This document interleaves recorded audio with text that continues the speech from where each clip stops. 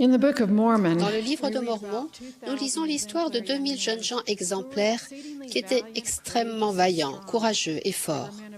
Oui, c'étaient des hommes pleins de vérité et de sérieux, car on leur avait enseigné à garder les commandements de Dieu et à marcher en droiture devant lui. Ces jeunes gens fidèles ont rendu hommage à leur mère. Ils ont dit, « Nos mères le savaient. » Je suppose que les mères du capitaine Moroni, de Mosiah, de Mormon et d'autres grands dirigeants le savaient aussi. La responsabilité des mères d'aujourd'hui n'a jamais requis autant de vigilance. Plus qu'à toute autre époque de l'histoire du monde, nous avons besoin de mères qui savent.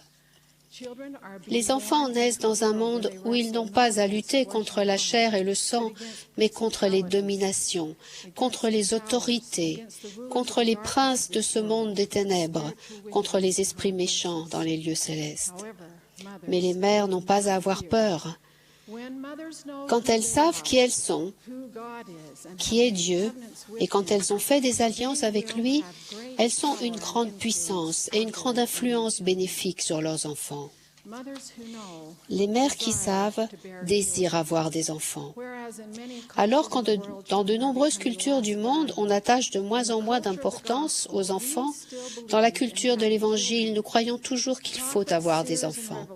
Les prophètes voyants et révélateurs qui ont été soutenus à cette conférence ont déclaré que le commandement que Dieu a donné à ses enfants de multiplier et de remplir la terre reste en vigueur.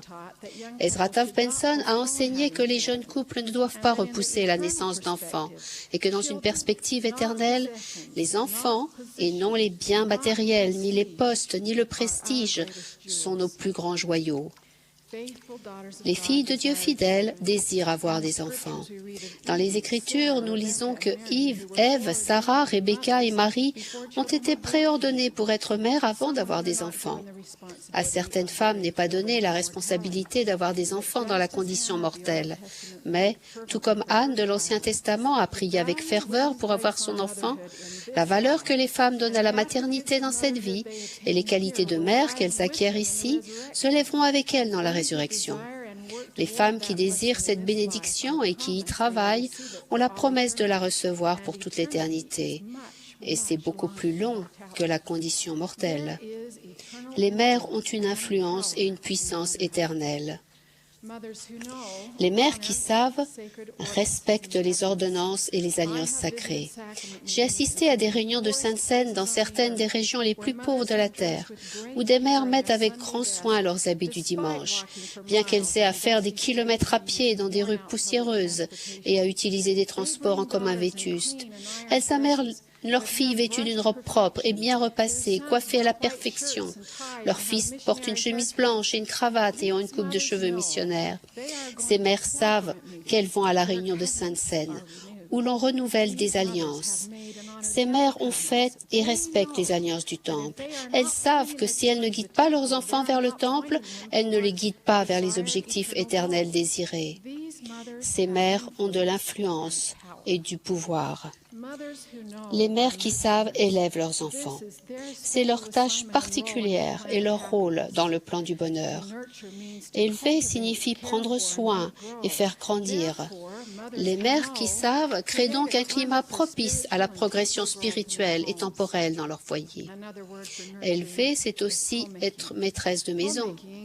C'est cuisiner, laver les vêtements et la vaisselle et garder le foyer bien ordonné. Le foyer est l'endroit où les femmes ont le plus de pouvoir et d'influence. Les saintes des derniers jours doivent donc être les meilleures maîtresses de maison du monde. Travailler avec les enfants aux tâches ménagères donne des occasions d'enseigner et de donner l'exemple de qualité que les enfants doivent s'efforcer d'acquérir.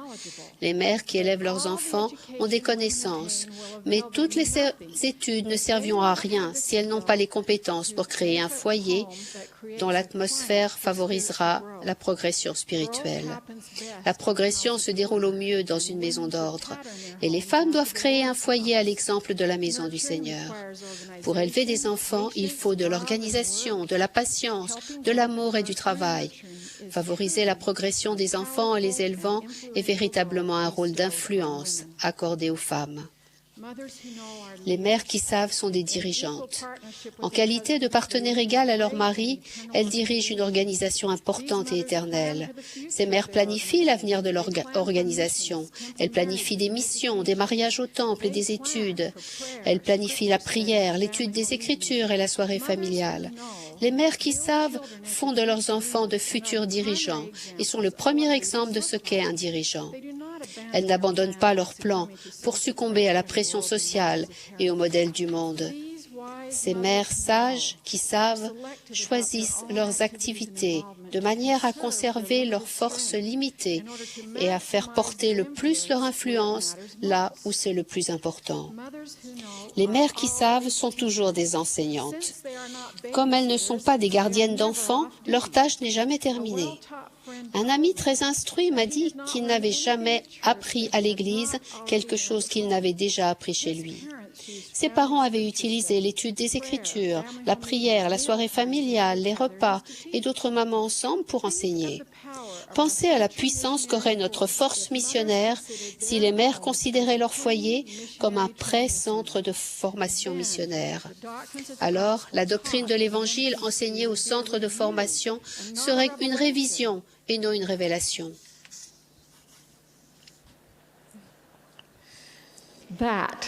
C'est cela, l'influence. C'est cela, la puissance. Les mères qui savent font moins.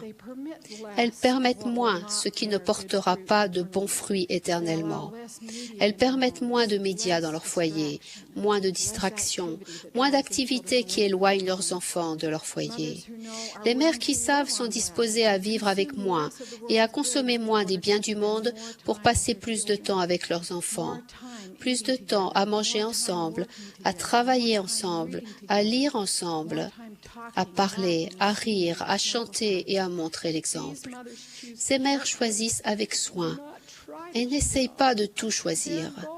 Leur objectif est de préparer une génération montante d'enfants qui porteront l'évangile de Jésus-Christ au monde entier. Leur objectif est de préparer de futurs pères et mères qui édifieront le royaume du Seigneur dans les 50 prochaines années. C'est cela l'influence. C'est cela la puissance. Qui va préparer cette génération de fils et de filles justes? Les saintes des derniers jours, des femmes qui savent, qui aiment le Seigneur et qui témoignent de lui. Nous sommes des femmes qui sont fortes et inébranlables. Nous sommes dirigés par un prophète de Dieu inspiré qui a demandé aux femmes de l'Église d'être fortes et inébranlables dans la défense de ce qui est correct et convenable selon le plan du Seigneur. Il nous a demandé de commencer chez nous à enseigner les voies de la vérité. Les saintes des derniers jours devraient être les meilleures au monde pour ce qui est de défendre, d'élever et de protéger les enfants. Je suis absolument certaine que les femmes de l'Église vont le faire et seront connues comme des femmes qui savaient. Au nom de Jésus-Christ. Amen.